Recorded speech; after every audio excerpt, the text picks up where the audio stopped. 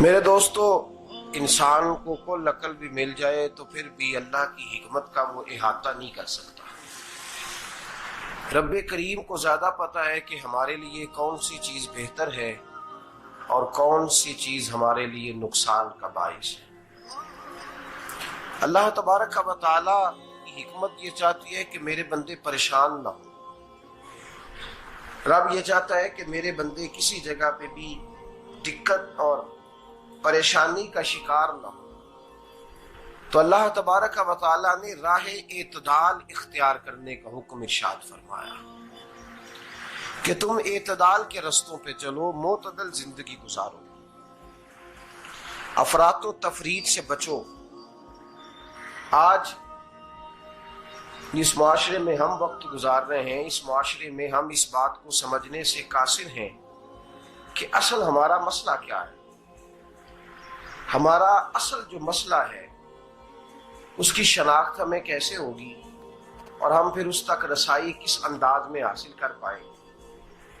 ہم ہمیشہ اپنی آمدن بڑھانے کے چکر میں رہتے ہیں،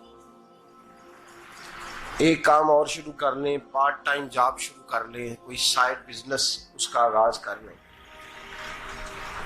ہماری جو دوڑ لگی ہوئی ہے وہ لگی ہے کام بڑھانے میں، آمدن بڑھانے میں، حالانکہ اسلام ہمیں یہ کہتا ہے کہ تو آمدن بڑھانے کے چکر میں نہ پڑ، اصل بات یہ ہے کہ تو اپنے خرچے کنٹرول کر۔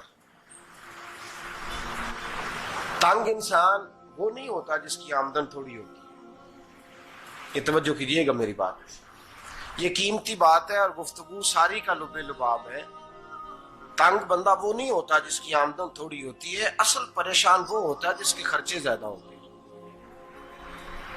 اور ہمارا جو روزمرہ کا نقصان ہو رہا ہے نا، وہ آمدن کے معاملات میں نہیں ہو رہا۔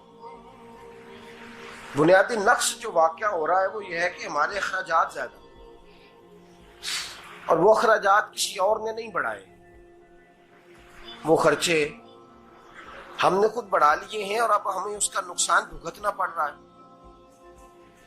اور اگر آپ صحیح معنوں میں ٹٹولیں تو جو بہت امیر لوگ ہیں وہ تو ان خرچوں سے بچ گئے۔ میں نے بہت سارے ایسے ختمات میں شرکت کی ہے، میں بہت ساری ایسی جگہوں پہ گیا ہوں کہ جہاں لوگوں نے بڑا مختصر سا ختم دلایا ہے تو ہو گیا ہے ختم۔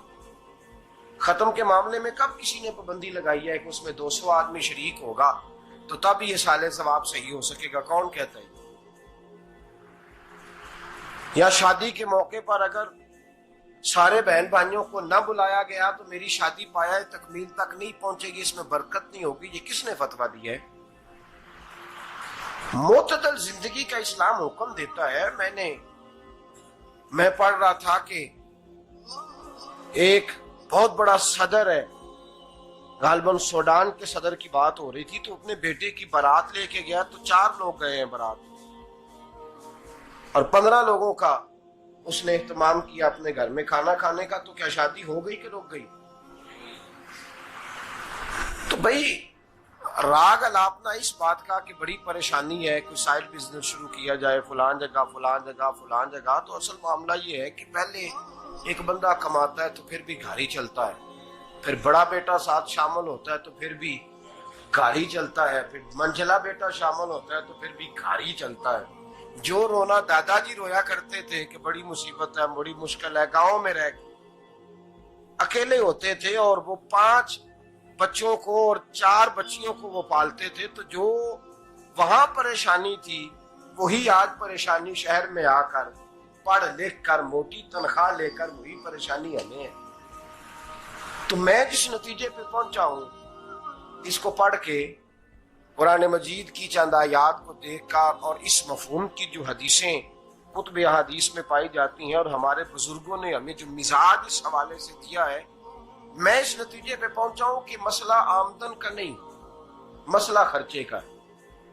ہمارے خرچے بنیادی طور پر زیادہ، اور اگر پھر ہم زیادہ بوجھ خواتین پہ ڈالتے ہیں کہ وہ مطالبے زیادہ کرتی ہیں، اور اگر آپ مجھ سے پوچھیں تو خواتین کی بھی اگر کسی جگہ کوئی عادت خراب ہوتی ہے تو اس میں اصل کردار اس کا ہوتا ہے جو وہ عادت خراب تو کیوں اپنے گلے سے اتار کے آپ کسی کے گلے میں بات ڈالنے کے چکر میں ہیں؟ وہ خواتین کی طبیعت نہیں ایسی ہے. اصل بات یہ ہے کہ ہم نے عادت ڈالی ہے، ہم نے یہ مزاج ان کو دیا تو ان کا بنا ہے، نہ کیسے بن سکتا.